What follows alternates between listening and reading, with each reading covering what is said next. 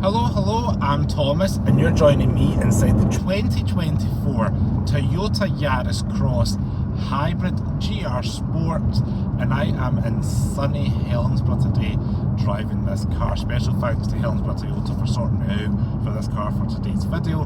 This is the facelift version of the Toyota Yaris Cross. I loved driving it last year and I've came back again to see what the facelift has brought.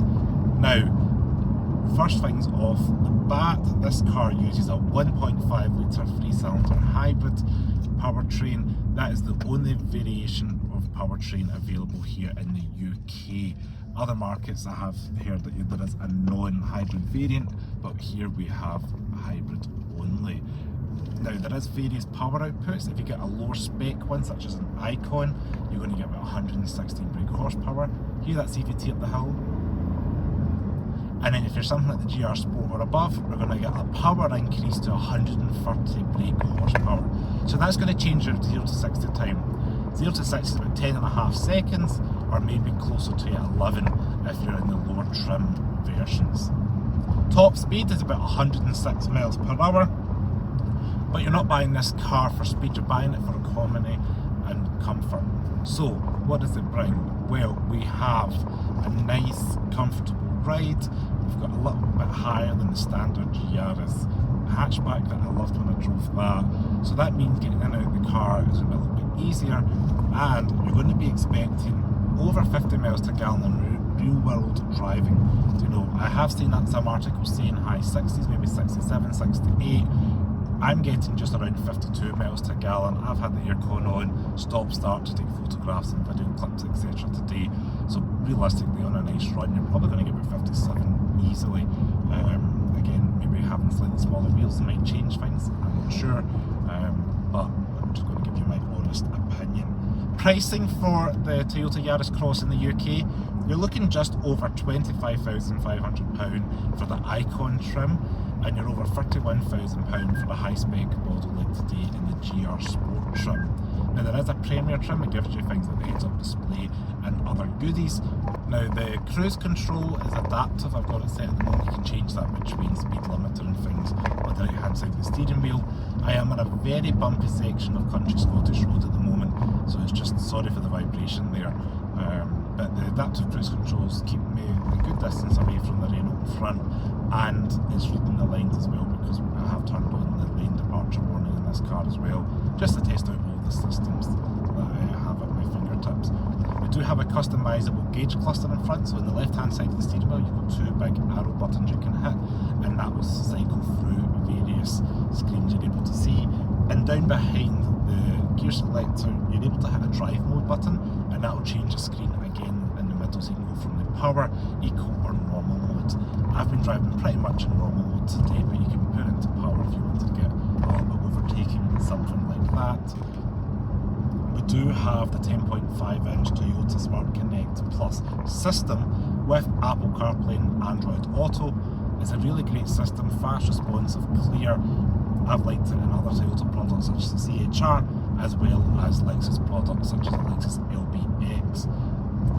Now just below that we do have physical buttons for your climate control and heated seats as well. You can do high and low, all physical buttons, so if you're a fan of buttons, this car's for you. We've also got a wireless phone charger and 12-volt power outlet. Decent size glove box, damp softly but not lined with fuzzy stuff, but it's a decent size. Dashboard, you know, pretty plain design, nothing fancy going on, but it's solidly built, squidgy, and we do have little flash trims pieces on it just to visually break it up, you know, and it's squidgy where you want to touch it. And the door cards up front have got this kind of fabric material, and the buttons are nice and high and flat.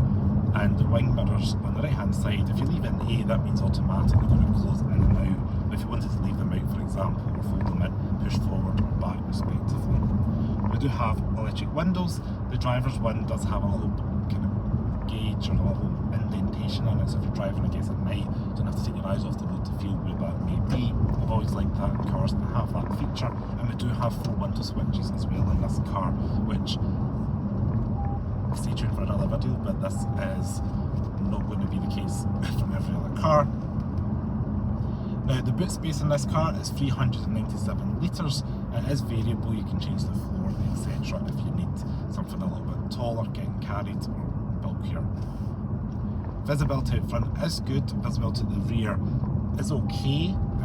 So the powertrain in this car out on the road, now we've got a bit of a more quiet road to run over. Suspension travel is good, I always like that in the compact crossover segment. You've got a little bit more articulation in the suspension for these bumpy roads. It is a front wheel drive vehicle, so driving dynamics around bends is just what you'd expect from a small compact SUV. Like so, it's compliant, gets the job done, but of course it's not going to be the most engaging drive. But the power delivery is there when you need it, and I think crucially that low end speed, because you've got the electric power as well, filling in the gaps. It's very smooth, and just you can make the most of just coming out of the street corners or making your way off a roundabout. All the important day-to-day bits is where this car is quite good at, as well as that hybrid powertrain. So all in all, I'm very impressed with the Toyota Yaris Cross. If you like the original, then you're going to love the little touches that Toyota have implemented here for the facelift. Special thanks to Helmsburg Toyota for loaning me this car. And as always, thank you so much for watching. Give me a like, subscribe to the channel below, and I'll see you next video. Ciao.